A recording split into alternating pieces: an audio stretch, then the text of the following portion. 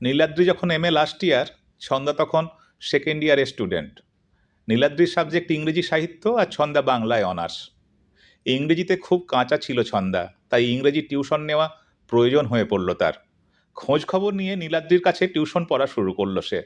শুধু ইংরেজি নয়, বাংলা আর ইতিহাস পড়ানোর দায়িত্ব ক্রমশ চলে এলো নীলাদ্রির কাঁধে।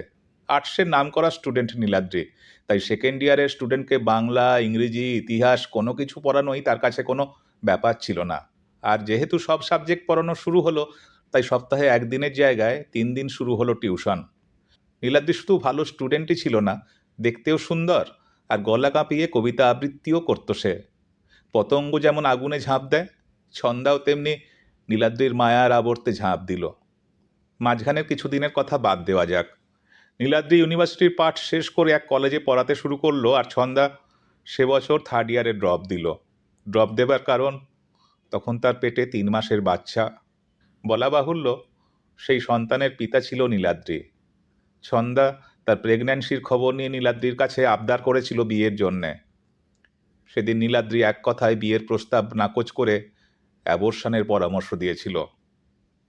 অ্যাবর্শন করাতে বাধ্য হয় ছন্দা। অবিবাহিত ছন্দা কি করেই বা পিতৃপরিচয়হীন সন্তানের জন্ম দেবে? এ সন্তান তো হিসেব মতো অবৈধ সন্তান তার। শুধু অ্যাবর্শনের যন্ত্রণা সহ্য করতে করতে নীলাদ্রির একটা কথা তার মনে পড়ে গেল।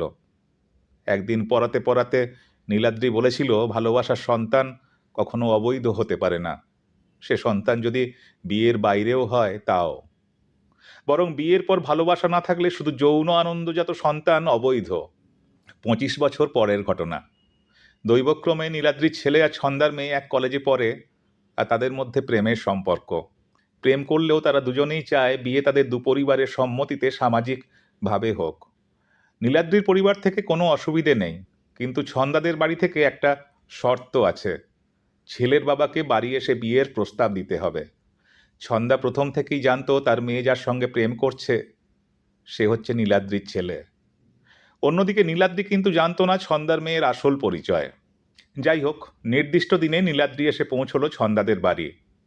25 বছরে ছন্দার অনেক পরিবর্তন হয়েছে। এমনকি ছন্দা মুখার্জি নয়, সে আজ পরিচিত ডক্টর সি হালদার নামে।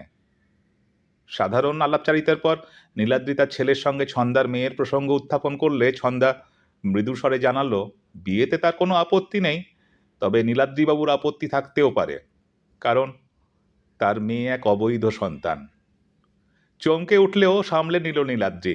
মনে মনে অস্বস্তি বোধ করলেও মুখে হাসি বজায় রেখে বলল, তাতে কি, তাতে কি। ছন্দা কিন্তু ছেড়ে দেবার পাত্রী নয়। নীলাদ্রির মুখোশটা আজ সে খুলবেই। তাই সে বলল, বুঝলাম আপনার কোনো আপত্তি নেই, কিন্তু আপনার মিসেসের তো আপত্তি থাকতে পারে।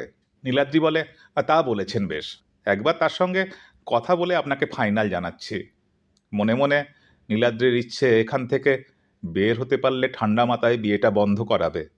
কারণ এ যা মহিলা, বিয়ের পর আত্মীয় স্বজনকেও বলে বেড়াবে যে তার মেয়ে অবৈধ সন্তান, আর তাহলে সমাজে একেবারে যাচ্ছে তাই হবে। মনের কথা যেন বুঝতে পারে ছন্দা। থেমে থেমে বলে, অবশ্য আপনার মিসেস আমার মেয়েকে অবৈধ সন্তান নাও ভাবতে পারেন। তিনি হয়তো আপনার মতো আধুনিক নন, কারণ আমার মেয়ের বাবা আমার স্বামী। যদিও বিয়ের পর স্বামী স্ত্রী সম্পর্ক থাকলেও আমাদের মধ্যে ভালোবাসা ছিল না। নীলাদ্রি চিনতে পারে ছন্দাকে।